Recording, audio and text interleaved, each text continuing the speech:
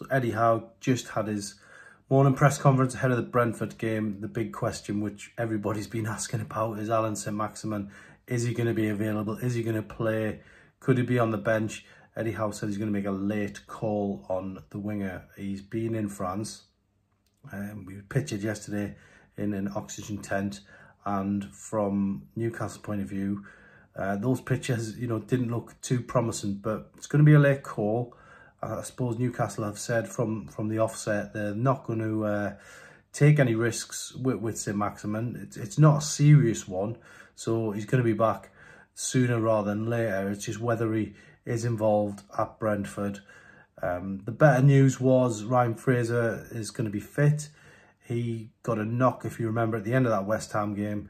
Retired early, but is going to be back for Brentford. So that's a real boost for Newcastle going into that trip to London, back-to-back trip to London after last weekend's game at West Ham. So Ryan Fraser back. Javi Manquillo has trained, is doing better, but whether we see him at the community stadium or not, we'll have to wait and see. But ultimately, from Eddie Howe, quite positive, looking forward to this game.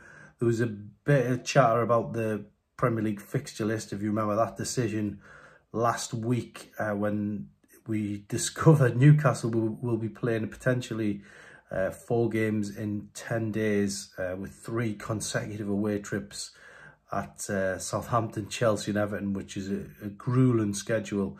A lot of people think that could have been, dealt with a lot better, but it looks like those games are all going to be packed in to at least 3 games in 7 days.